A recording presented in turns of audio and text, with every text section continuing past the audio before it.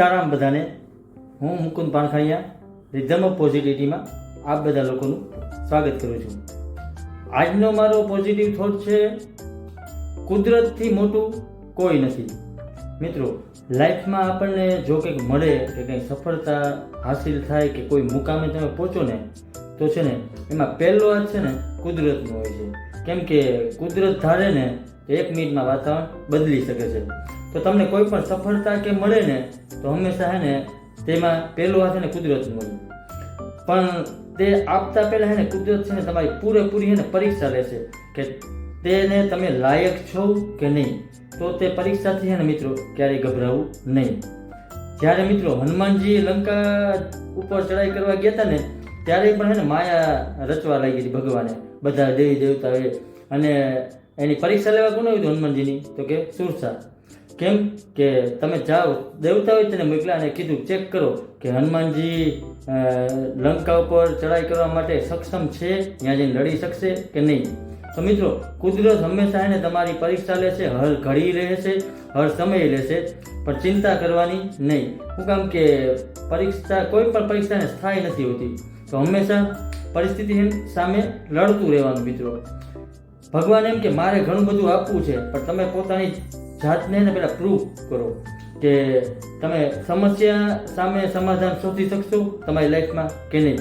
અને લાઈફમાં જો મિત્રો તમારા પ્રોબ્લેમ નથી આપતા ને તો તમે જે મુકામે પહોંચવું હોય છે ને ત્યાં નથી પહોંચી શકવાના. અને જો લાઈફમાં તમારા ઘણા બધા બહુ ઝાઝા પ્રોબ્લેમ આવે ને તો મિત્રો એવું સમજવાનું કે તમે છે ને ભગવાન એને બહુ મોટી સફળતા આપવા માગે. આ વાત કન્ફર્મ છે. કેમ કે કુદરત જ્યારે આપે ને ત્યારે આપણે ના વિચારી શકીએ છીએ કેટલું આપે છે. અને કુદરત છે ને તમારી મહેનતનું એને કંઈ અફળ નહીં જાતી, તમારી મહેનતનું બધું આપશે. પણ શરત છે ને મિત્રો એક જ છે કે તમે હે ને મહેનત છે ને નિયમિત કરતા રહો. કિંમતે ચૂકવવી પડશે, તમારે ઘણું બધું કરવું પડશે, પણ ફળ મળશે જરૂર. આ કુદરતનો નિયમ છે. એટલે હંમેશા હે ને મહેનત કરતા રહ્યો. ચમકતા વહી હે જો સહને કી ક્ષમતા રખતા હે. કુદરતને મિત્રો બધાને હીરા જ બનાવ્યા. આ વાત કન્ફર્મ છે. બધાને હીરા. ભગવાન જે વસ્તુ બનાવે કોઈ નબળી નથી બનાવતા, પણ ચમકે મિત્રો એ જી ઘસાય એવો નિયમ છે. તમે ઘસાશો ને એટલે તમે ચમકશો. આ હકીકત છે. અને મિત્રો, ખાલી હે ને પૈસાથી ધનવાન નથી બનાતું. ખરેખર હે ને સાચા ધનવાન એ છે જેની પાસે સારા વિચાર, વાણી અને ઉત્તમ વ્યવહાર છે. સાચા ધનવાન આવા બધા લોકો છે. અને કુદરતનો નિયમ છે મિત્રો કે આપણે હે ને આ ધરતીના હે ને મહેમાન છીએ, માલિક નથી. તો ભગવાન જો તમારા પાસે હે ને કંઈ પણ કોઈનું સારું કરાવે, તમે કોઈને મદદ કરો, કોઈને હિંમત આપો ને તો તે તમે નથી કરતા, પણ કુદરતે તમને હે ને નિમિત્ત બનાવ્યા છે કોઈનું સારા કરવા માટે. તો બસ આવું બધું કામ કરતા રહ્યો. ભગવાન ધારે ને તો 1 સેકન્ડમાં હે ને વાતાવરણ બદલી શકે છે. એટલે હંમેશા બધાનું સારું કરો, તમે પોતે ખુશ રહ્યો, એકબીજાને ખુશ રાખો.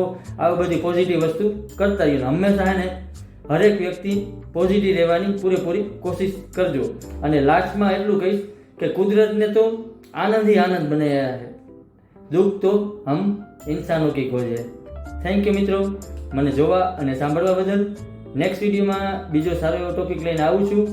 મારા ઇન્સ્ટા અને એફબીના પેજને લાઇક શેર કરજો અને મારી યુટ્યુબ ચેનલને લાઇક શેર અને સબસ્ક્રાઈબ કરજો, જેથી કરીને આપણે વધુમાં વધુ પોઝિટિવિટી સ્પ્રેડ કરી શકીએ. અને કુદરતથી મોટું કોઈ નથી મિત્રો, એના પર હંમેશા વિશ્વાસ કરજો. Thank you all of you.